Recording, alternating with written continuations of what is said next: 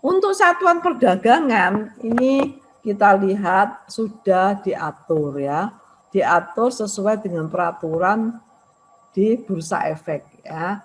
Bisa dilihat juga di slide ini bahwa transaksinya bukan per lembar saham, saudara. Sebagaimana kita ketahui transaksinya itu dalam satuan perdagangan yang disebut round lot. Ya, satu lot itu isinya adalah 100 efek. Ini sudah dibuat lebih sedikit, saudara. Sebelumnya itu satu lot isinya adalah 500 efek. Nah, ini sudah di-split dengan satuan yang lebih kecil ya. Fraksi harganya dan maksimum perubahannya tentu bisa dilihat pada tabel ini ya. Jadi untuk kelompok kerja, fraksi harga, dan maksimum perubahan ini harus diikuti dengan baik ya. Tidak boleh keluar dari skema yang sudah ditetapkan. Kita juga mengenal yang namanya auto rejection. Berdasarkan keputusan direksi nomornya adalah 023 Maret 2020, maka auto rejection itu ditetapkan sesuai dengan tabel yang tersedia, yaitu untuk satuan harganya adalah kalau 50 sampai dengan 200, auto rejection atasnya adalah kalau saham ini harga itu naik terus sampai melebihi 35% dari batas atasnya. Nah, itu akan secara otomatis akan di rejection oleh sistem. Artinya secara otomatis ditolak oleh Judge Next G. Maka disebut auto rejection. Pada auto rejection bawah, di sini berkebalikan dengan auto rejection atas ya saudara-saudara. Itu terjadi ketika harga saham itu turun sangat drastis sampai di bawah harga terendahnya. Atau itu turun sampai 7% dari harga yang sudah ditentukan batas terendahnya. Itulah saudara ya, disebut auto rejection yang otomatis ditolak. Oke. Dan batas volume per ordernya juga ditentukan ya, dicatat mana yang lebih kecil ya, 50.000 lot atau 5% dari jumlah efek tercatat. Oke, ini juga informasi bagi kalian tentang biaya transaksi di Bursa Efek. Tentu dalam melakukan transaksi perdagangan untuk beli maupun jual saham di Bursa Efek Indonesia itu juga ada biaya transaksinya. Biaya transaksi itu untuk kepentingan bursa, KPEI, dan KSEI. Dihitung berdasarkan nilai transaksi dari anggota bursa. Tersedia angka-angka biaya transaksinya di tabel. Tersedia biaya-biaya transaksi yang harus ditanggung oleh anggota bursa sebagaimana yang tampak dalam tabel, yaitu totalnya adalah 0,143% untuk jual dan 0,043% untuk beli. Ya, biaya transaksi ini belum termasuk saudara komisi transaksi ya. Ini adalah di luar komisi transaksi. Nanti anggota bursa akan juga membayar komisi transaksi sebagai tambahan dari angka yang sudah ada di slide ini ya. Sampailah kita kepada tujuan pembelajaran yang ketiga, yaitu stock split. Apa itu stock split? Nah, saudara, kalian kan tahu ya, sejak saham itu diterbitkan pada harga parinya, kemudian dari waktu ke waktu saham itu akan mengalami peningkatan harga saham karena kinerja perusahaannya memang bagus, fundamentalnya kuat. Sampai suatu titik harga saham itu dirasakan sudah sangat tinggi. Maka supaya anggota bursa itu bisa menjangkau harga saham tersebut, biasanya akan dilakukan strategi yang namanya adalah stock split.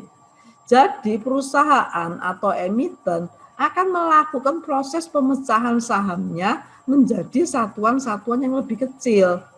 Ya, tujuannya sederhana sebenarnya, untuk meningkatkan likuiditas saham. dan supaya tadi lebih terjangkau bagi investor. Ya. Namun stock split ini juga punya konsekuensi, saudara, karena saham itu dipecah menjadi satuan-satuan yang lebih rendah, tentu outstanding share akan naik, saudara. Kalau outstanding share-nya naik, pada total value-nya kan tetap, berarti harga saham akan turun. Stock split ini meningkatkan likuiditas saham, tetapi akan menurunkan harga saham itu sendiri. Dengan asumsi kalau net income tetap, EPS akan turun. Karena outstanding share-nya itu bertambah. Ingat EPS itu kan diperoleh dari formula net income dibagi outstanding share. Jadi semakin tinggi outstanding share-nya itu akan menurunkan EPS. Ini ada contoh ya untuk stock split. Misalnya kalau strategi stock split yang ditetapkan perusahaan itu adalah 2 for 1. Itu artinya apa? Artinya satu saham itu akan dipecah menjadi 2 lembar saham. Sebagai contoh, HM Sampurna itu awalnya harga per lembar sahamnya adalah Rp92.500 per lembar. Dengan satu lot 100 lembar isinya, berarti kan dibutuhkan dana bagi investor itu untuk membeli satu lot HM Sampurna ini adalah sebanyak 9.250.000. Karena harga 92.500 per lembar itu dirasa sudah tinggi, maka Sampurna melakukan stock split yang 2 for 1 tadi. Setelah stock split, harga per lembar sahamnya tentu turun. Tadi kan konsekuensi dari stock split itu akan menurunkan harga saham. Harga sahamnya setelah stock split itu menjadi Rp46.250 per lembar, yaitu 92.500 dibagi 2. Tapi lembar sahamnya bertambah 2 kali lipat. Kalau harga sahamnya itu menjadi separuhnya, turun menjadi setengahnya, namun lembar sahamnya naik menjadi 2 kali lipatnya. Dari 100 lembar saham itu menjadi 200 lembar saham atau 2 lot. Tetapi tetap nilai equity-nya atau dananya tetap, saudara, yaitu 9.250. Berlaku sebaliknya, setelah dilakukan stock split dan likuiditas saham itu sudah baik, bisa saja perusahaan itu menganggap harga itu menjadi terlalu murah misalnya. Dengan berjalannya waktu, maka bisa dilakukan yang sebaliknya, saudara, yaitu disebut sebagai reverse split. Kalau reverse split contohnya adalah 1 for 2. Artinya 2 lembar saham itu akan digabung jadi 1 lembar saham. Itu, saudara, sehingga akan terbalik ya. Jadi kalau kembali lagi setelah stock split kan Rp46.250 per lembar. Kalau dijadikan 1 for 2, dia akan kembali kepada posisi menjadi yang 92.500 per lembar, dan outstanding share-nya itu akan berkurang menjadi 1 lot kembali.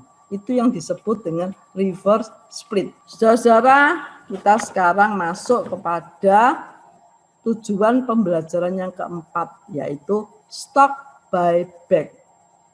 Adalah proses repurchase atau proses pembelian kembali saham yang sudah beredar oleh perusahaan.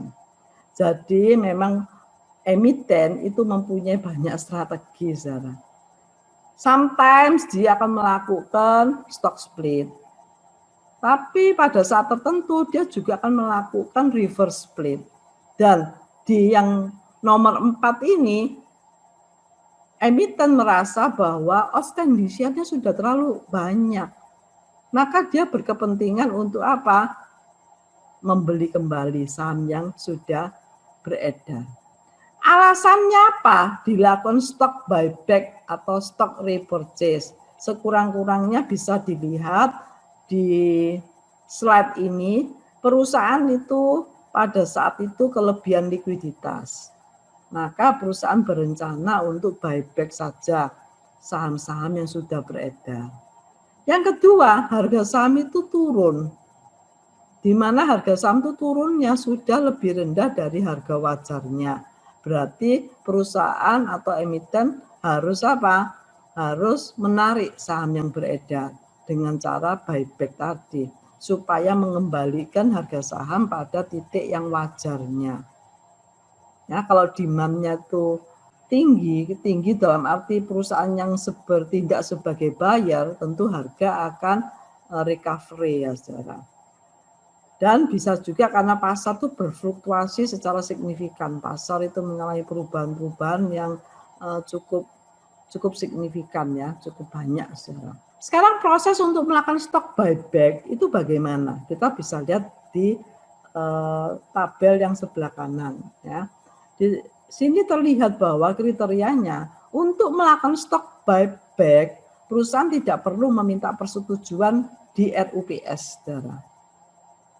Kemudian batas maksimum untuk stok buyback-nya itu 20% dari modal disetor. Prosedurnya harus menyampaikan terlebih dahulu keterbukaan bahwa perusahaan itu akan melakukan stok buyback harus dilaporkan kepada OJK. Setelah dilaporkan itu harus paling lama dieksekusinya itu adalah 3 bulan sejak keterbukaan informasi. Jadi tidak bisa terus dipendek, kemudian perusahaan itu tidak dengan segera melakukan stok buyback-nya, padahal sudah melaporkan kepada OJK dan sudah ada keterbukaan informasi. Gitu ya. Dan yang terakhir ini juga penting tentang stok buyback, yaitu tidak boleh lebih rendah dari daily closing price 1 hari sebelum penjualan saham itu. Atau boleh memilih average daily closing price-nya selama 90 hari itu, saudara, 90 hari terakhir sebelum penjualan saham. Nah, itu mana yang lebih tinggi? Itu adalah ketetapannya, saudara. Demikian untuk stok buyback ya. Sekarang kita lanjutkan untuk tujuan pembelajaran yang kelima, yaitu mengingat tanggal-tanggal penting dividen.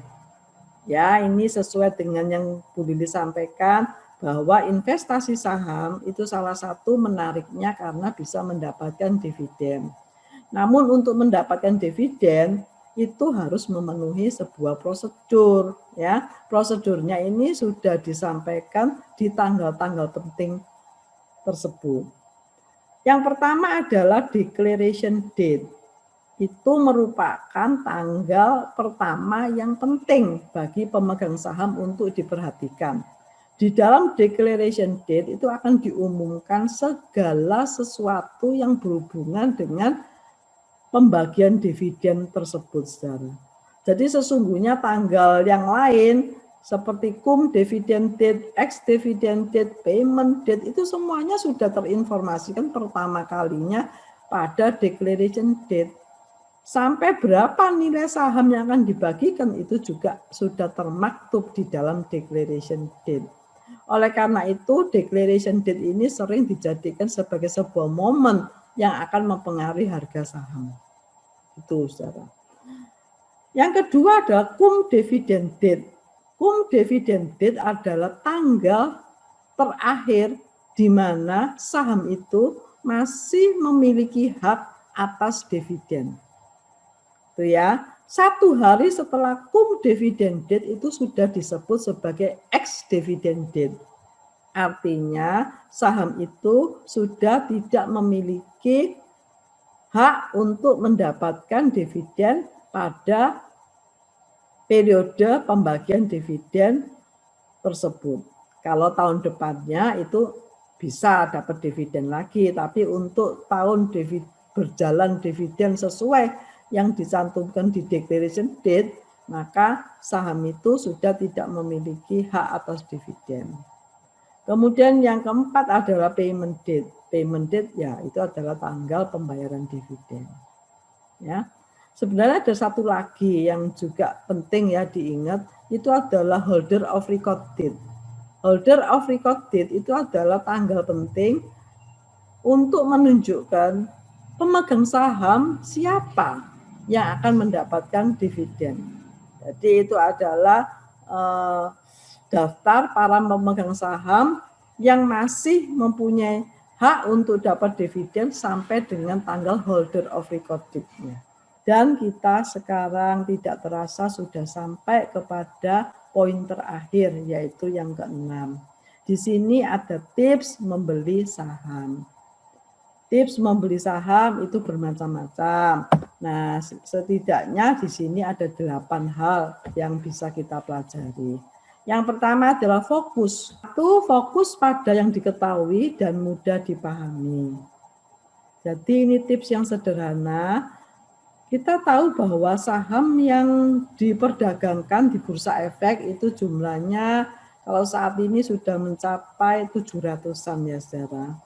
Maka kita tidak perlu terlalu serakah sampai harus investasi pada semua saham tersebut. Kita juga harus sesuaikan dengan dana yang kita miliki.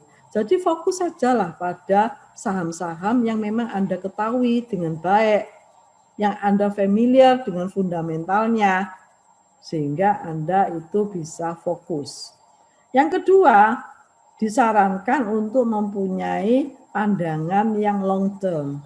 Jadi bukan membeli saham dengan segera akan dijual kembali, tetapi karena kita sudah memilih saham apa yang bagus fundamentalnya, maka itu bisa dipegang untuk waktu yang tertentu.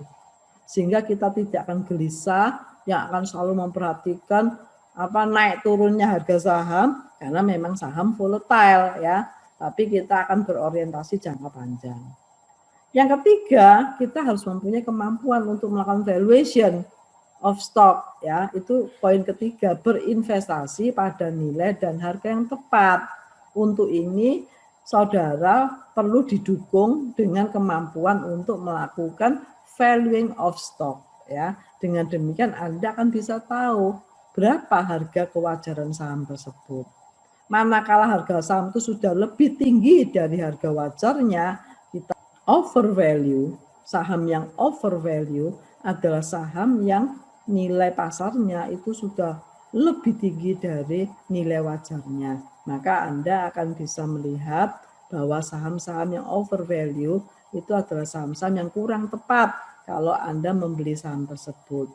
Tetapi kalau Anda memiliki saham tersebut, maka sebenarnya sudah waktunya kalau Anda jual saham tersebut karena harganya sudah tinggi.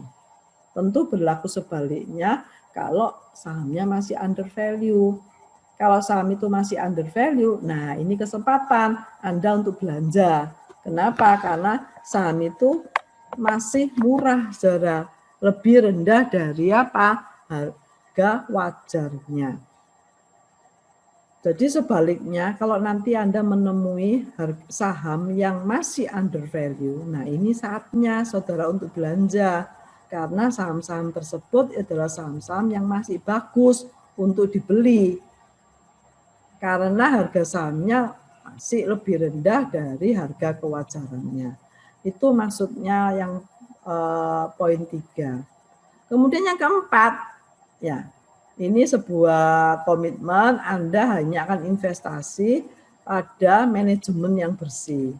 Berarti untuk perusahaan-perusahaan yang dia punya etika yang bagus, good of conduct, kemudian perusahaan tersebut itu adalah perusahaan yang juga mempunyai empati yang baik terhadap CSR, maka itu menjadi pilihan-pilihan yang bagus karena perusahaan tersebut punya reputasi yang baik. Yang kelima, kalau sampai Anda harus bertindak ekstrim, itu tentukan timingnya yang tepat.